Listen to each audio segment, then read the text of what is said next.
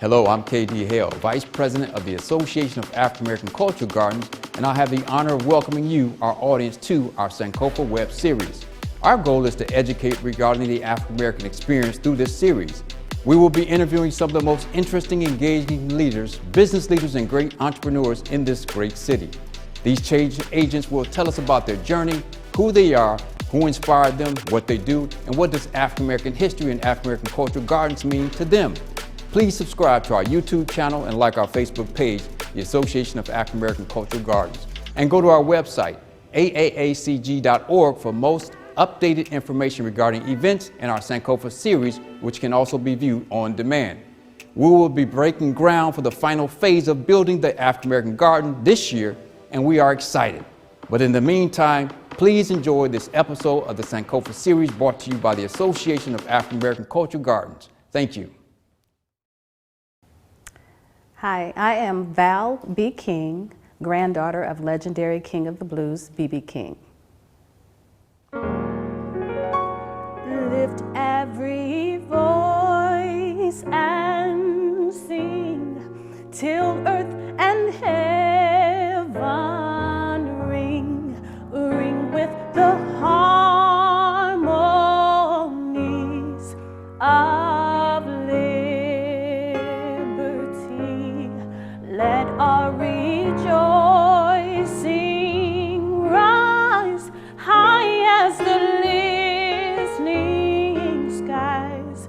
Let it resound loud as the rolling sea. Sing a song full of the faith that the dark past has taught us. Sing a song full of the hope that the present has brought us. Facing the rising sun of our new day begun, let us march on till victory is won.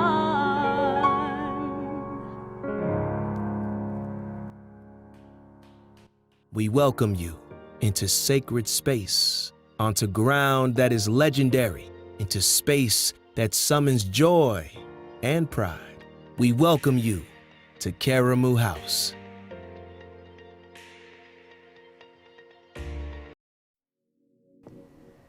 Thank you for tuning in to the African American Cultural Gardens Sankofa Education Series. I'm your host, Sierra Nelson, and I am here at the nation's largest and oldest multicultural institute, and it's the Karamu House, and I'm here with the newest president, Tony Sias, who is a friend of mine. Thank you so much for coming on. Well, thank you for having me.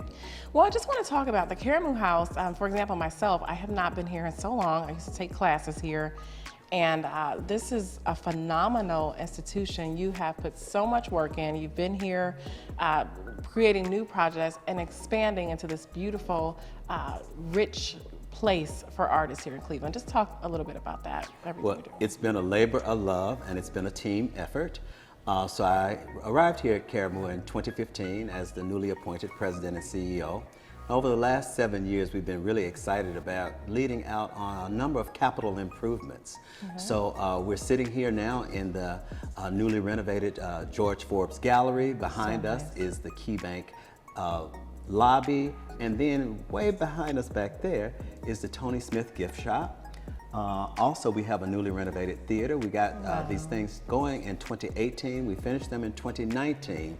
And then 2020, we were supposed to move into phase 3, and a little something happened called the pandemic. Oh, yeah. So that put pause on phase 3 of our renovations, but we're excited to say that right now, we have had our formal kickoff of phase 3 renovations, which we're excited to say this time next year, we will be done with that. Wow. So tell me about, you must have a lot of new artists coming now. Cleveland has grown so much. We have so many actors and actresses that have stepped right here in the Karamu House. So you are really opening Cleveland to richer arts, richer culture, and also for young children in the school district, because I know you've done a lot with the youth. So just talk about the new classes, projects, and opportunities that these students and young people will be able to take advantage of. So our education program is for lifelong learners, and I say it's from the womb to the tomb. So we have young people from as early as 5 years old to folks that are 75 and 80 years old. So it's around classes for all. So we really primarily focus in on the performing arts. So we have classes in dance, vocal music, and theater. And for our younger children, we have classes around storytelling. In addition to that, we've brought in some work around technology. So young people today want to always get their content up on social media. Oh yes. So we've had a number of classes that teach young people how to appropriately document their performance, edit that work, and then upload it to social media. So we want people to put the right material out there that's going to give them the best representation of themselves. Okay. In addition to that, I think we have added new programming over the last several years. So we look forward to bringing our comedy shows back, concert series, and over the last 2 years when we were in the midst of the pandemic, we did work virtual. So we had so you kept it going. We kept it going. So we had a virtual social justice series. And the last big piece that we did in the virtual space was a piece called Greenwood, An American Dream Destroyed, that was really focused on the Tulsa Race Massacre, or the destruction of Black Wall Street. But in July, we welcome people back to a concert in partnership with Tri-City Jazz Fest. Then we open our theater season with August Wilson's Ma Rainey's Black Bottom. We just recently had Black Nativity, and then a fabulous piece called The Mountaintop about Martin Luther King. So we've done 3 shows thus far since we've reopened in July. And then we will close the season with a production called The American Moor. And that is a story about a Black actor who is auditioning for Shakespearean plays, but it centers on his audition for Othello, and his white director is trying to tell him how to be a Black man. So that's a piece that we want the audience, our patrons and the community to come experience. Okay. One thing you mentioned that I really like is that technology. So the students and young people and the community are not only coming here to have fun and enjoy the arts, but they're also learning skills, real skills. Yeah, you know, at the end of the day, we want young people or anybody who's taking a class to master that art form, that technique, that approach. But we want them to use this in life, so that it's about coming together and understanding how to problem solve together, working in a team, strategic and thinking, so that we want ultimately for a young person to be a positive contributing member in society. If he or she chooses to then go on and pursue the arts, great. We've allowed you and partnered to help you establish a solid foundation, but how is this used in everyday life? I think that's the most important part of a balanced education and having arts and programming like the ones we offer here for our young people. Very nice. And talk a little bit about, now I know there are so many people that have stepped right here at the Caramoo House that are working in Hollywood now, and some not working in Hollywood, but did just mention some of the names and the great people that have learned and earned right here at the Caramoo House. Well, you know, I always start with the legendary Harlem Renaissance artist Langston Hughes, who very early on in his career got started here at Caramoo House when he was a student at Central High School. He lived a couple of blocks away. He became very dear friends with the founders of Caramoo House, Russell and Rowena Jelliff. And when Langston's parents went on to Chicago for better opportunities, he stayed here to finish high school. So the Jelliffs really embraced Langston as kind of their godson. And so over the years, as his career progressed, Langston never forgot about Caramoo. So many of his earlier works were developed right here on site, on this stage. So it's really wonderful to have Langston to be one of our first champions coming out of Caramoo House. But then you think about people like Bill Cobb. When you think about, I've interviewed him. He's a great guy. Great guy. And stays connected to Cleveland as he's done incredible things in Hollywood. You think about James Pickens Jr. From Grey's Anatomy, or Vanessa Bell Calloway, who's done a range of things. Interviewed her. She's great. She is awesome. And she came back to open our newly renovated Jolliffe Theater in 2018, doing her one-woman show, Letters from Zora, about Zora Neale Hurston. And the interesting part about it is as most folks know, that Langston Hughes and Zora Neale Hurston developed a piece here called Mule Bone. And in her play, Letters from Zora, Vanessa's show, it talks about how Zora and Langston it was the beginning of the end of their friendship in the development of that piece. Caramoo produced it about 25 years ago, but it's an incredible piece that we'll unearth again some point in the near future.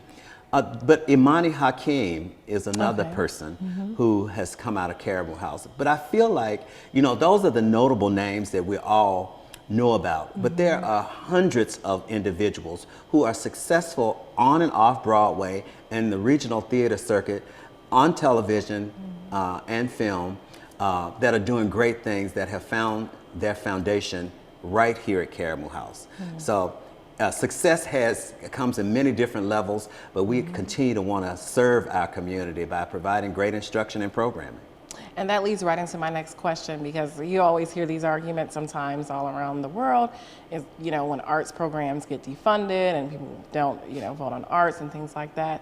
How important is it? I mean, because you've added so much to Cleveland, the Caramoo House too. How important is it to support the Caramoo House? Because this is just a great place, again, for young people, for students in the school district. Tell us how important it is to support the Caramoo House, get involved in ways that people in the community can support it. Well, you know, philanthropy, quite often people think that that's just for rich people. But you know, in the African American Black community, we are philanthropists in all kinds of ways. We give so much at church. We give to the places that we love and think are important. So it's important to invest in organizations like this, because majority institutions get about 60% of their contributions from individuals, while minority institutions get about 10% of their contributions from individuals. So we really want to help people understand that it's important to continue to give to your church, but I know the Lord won't mind if you give a little to a cultural arts institution or another organization in addition to what you give at the church, to give back. Because it's important, because these institutions will not survive without the investment from individuals. In addition to that, there are those who have incredible capacity, who should be encouraged to not only give to Caramoo House, but organizations like the African American Cultural Garden, so that these things can be sustained and a vision continue to be actualized, and then build off of the actualized vision for the next chapter of these institutions and for generations to come. And that's what I was going to lead into my last question. I'm so glad that you said that, that everyone should support the African American Cultural Gardens and also Caramoo House. So that's so important that you said that. Wanted to ask you, why is this so important for the culture and the people here? Understand that people need to support to keep this here, but why is it so important for them? Why individuals should give back? Well, why is this institution and the African American Cultural Garden so important to this culture, to people of color, to everyone, but especially to a person of color, for them? Well, when I think about, you know, Caramoo is much more than a theater, but our brand is theater, and we do great theater. Out of the 93 theaters in this region, Northeast Ohio, we are the only theater that central to our mission is honoring the African American, i.e. Black experience. So if you think about the landscape and ecosystem, if we're not here, it's not a fair representation or imbalanced representation of our culture, our country, and it needs to be invested into. When you think about the African American Cultural Gardens, the gardens itself was founded, you know, as a place of peace, a place of race and equity and inclusion. And so we need to invest into the garden to ensure that it is there. Think about if the African American garden was not there. what imbalance, what a lack of representation would be in the garden. So it's important that we ensure for ourselves that we invest in what is important, that we have a strong future and legacy ahead of us. And it talks to every dollar, and I'm gonna say dollar, every dime makes a difference. So we really have to encourage people to, you don't have to get all of your toys, all of the things, the shiny objects that we want to enjoy, you know, those symbols of success. You know, it's really about saying we want symbols of success, but we have to have a legacy for the future. Absolutely. And we have to invest in community and things that will be here, because that fancy car, that all those things will go away. Yeah. But 107 years later, here we sit and Caribou House still stands because there have been those who have invested. And we'd like to see that happen in other culturally specifically Black institutions around our city and the country. Absolutely. Well, thank you. Thank you so much for coming on and giving your time. And thank you for everything that you're doing here at the Caribou House and the community in general for the African American Cultural Gardens. Just wanted to thank you for that. Thank you for having me. I appreciate you because I know you've done so much work here. Thank you. So thank you. And I just want to thank you all so much for watching the African American Cultural Garden Sankofa Education Series. I'm your host, Sierra Nelson, and we'll see you next time. Hello, I'm Beverly Lloyd, board member and Juneteenth chair for the Association of African American Cultural Gardens. And we are bringing you Do You Know? We like to highlight leaders in the community, both in person and virtually. So let's take off right now with a wonderful individual and see if you do know. This individual is an American film director, producer, screenwriter, actor, and professor. His production company, 40 Acres and a Mule Filmworks, has produced more than 35 films since 1983. He made his directorial debut with She's Gotta Have It. Film director and screenwriter, he is renowned for a body of work that explores African American experience, challenges racial stereotypes, and addresses controversial subjects.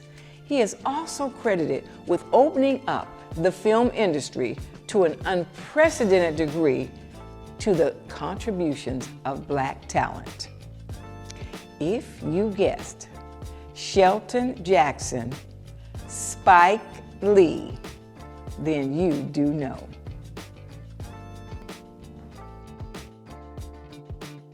Hello, my name is Carl Ewing. I am the president of the Association of African American Cultural Gardens. The African American Cultural Gardens creates an awareness for our community and establishes a gateway and a continuation of our legacy as a Black community for generations to come. It's a journey, and we want you to become part of this amazing journey to complete the gardens. We will break ground this year to finish the gardens, and we want you to sow a seed and watch us grow. Please make a tax-deductible gift to get us to the finish line. Go to aaacg.org or mail a check to P.O. Box 20237, Cleveland, Ohio, 44120. What a better testimony than to have a completed garden, American garden, African American garden in the city of Cleveland, for all of Cleveland to enjoy. Thank you.